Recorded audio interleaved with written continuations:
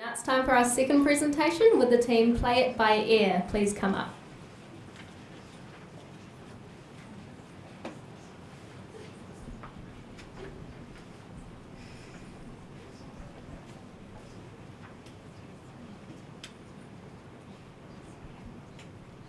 Hi, we're team Play It by Ear, which we've certainly been living up to over our past 3 days.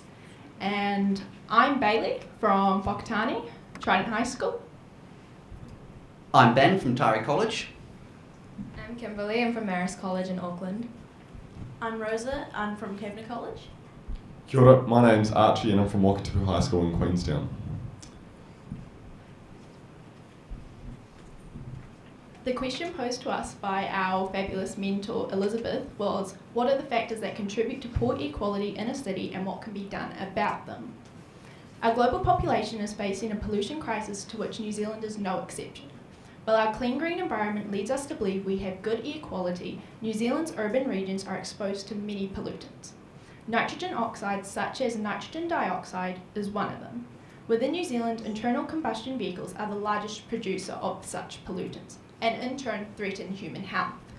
Affecting our most vulnerable, the young, the elderly and the ill, poor air quality reduces immunity to respiratory infections as well as increasing the chance of asthma attacks, premature death and heart disease. In 2016, 1,200 New Zealanders died from air pollution and there are 1.5 million air quality related restricted days. Undeniably, air quality is of extreme importance, as are the factors that contribute to it and its solutions, all of which our team will be discussing this evening. As previously stated, the main cause of NO2 concentration increases in the atmosphere are internal combustion vehicles. There are three main factors which contribute to the output of NO2 by an internal combustion vehicle. The first is the type of vehicle that it is. So, as you can see here, light duty vehicles, so petrol engines, they produce the least NO2. As you can see, just so you know, that while they all look pretty similar, they are on different orders of magnitude, just so you know. These are light diesel vehicles which produce more NO2 due to the fact that a diesel engine requires more pressure and more temperature for a combustion reaction to occur, and therefore produces more NO2. And finally, heavy-duty diesel vehicles produce the most because they require a lot more power and therefore a lot more combustion, producing more NO2. The second factor towards the output of NO2 is the location, so the type of road and what sort of speed can be maintained on it. As shown in this graph, about 50 kilometers an hour is the most efficient speed for NO2 production, and as the speed either increases or decreases, rapidly the efficiency drops and more NO2 is produced. The research that this came from also states that if a constant speed cannot be maintained due to turns, traffic lights, whatever, the acceleration and deceleration of the car produces a lot more NO2.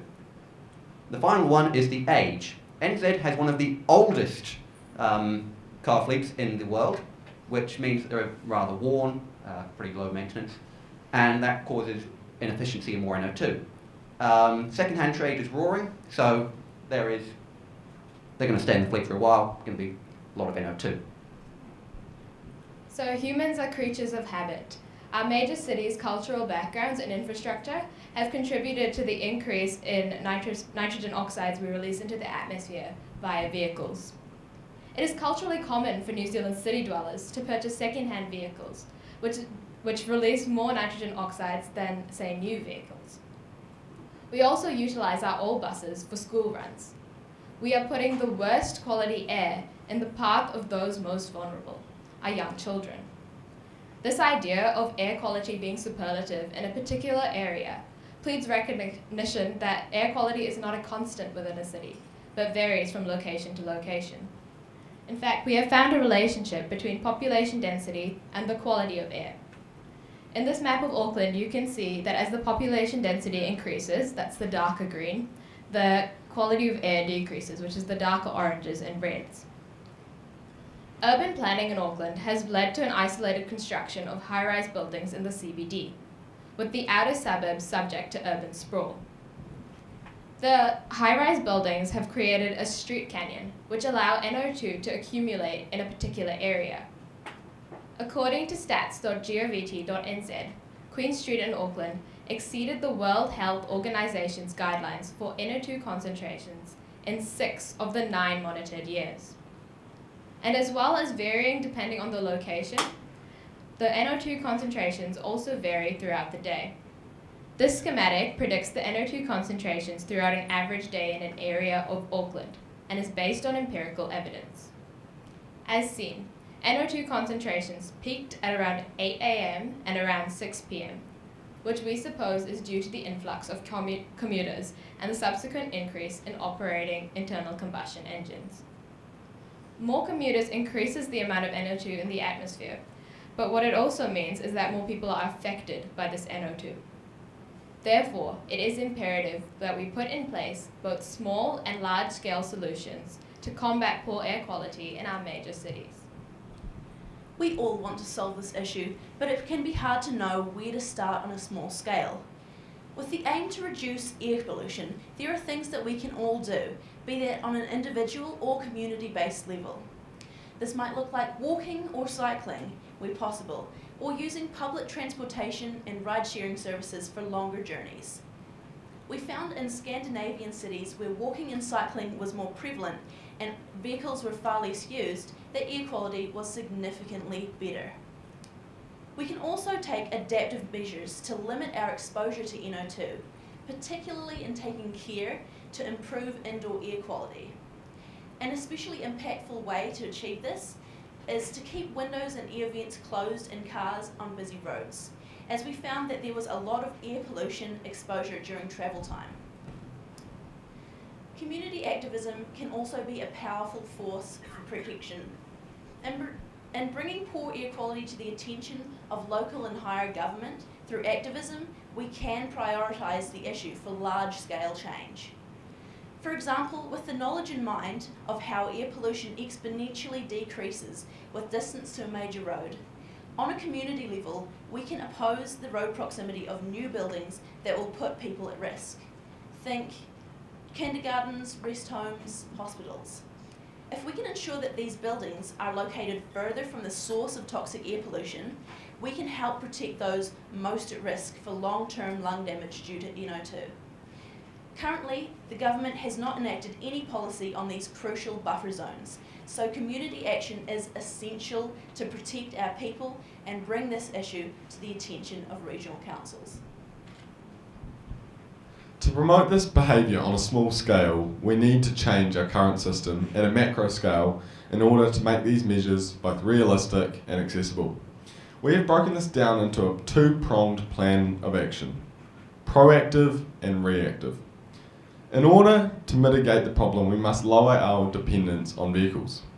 Electric vehicles are perhaps the most obvious solution. However, as Ben pointed out, New Zealand's current fleet is old, and therefore it will take a long time for our whole fleet to become electric. We may even have to prioritise specific vehicles that are used around the CBD. We could also increase our urban population density, building homes closer to the CBD, reducing car dependence, allowing us to walk, bike and use public transport due to the close proximity to work and amenities. Copenhagen in Denmark is a great example of this model and is the second best urban air quality in Europe. The urban population density is 4.6 times higher than in Auckland.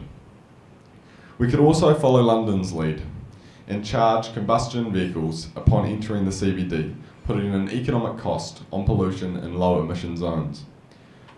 The reactive approach is also important in order to limit human exposure to NO2.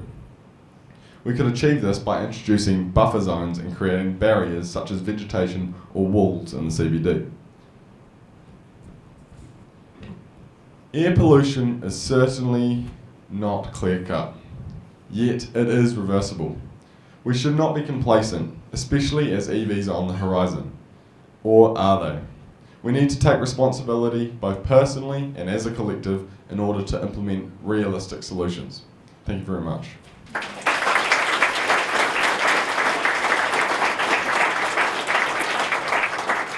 Kia ora team. Could we please get Dr. Elizabeth Somerville to come and give some feedback?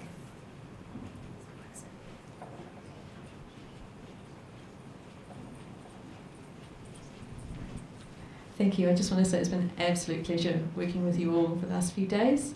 Thank you to the Royal Society for the opportunity to do so.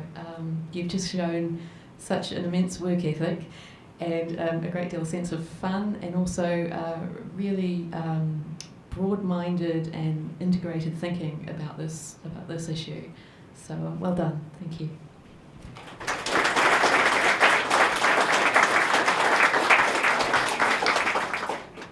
And could we please have Graham and Wendy to present the awards? Thank you.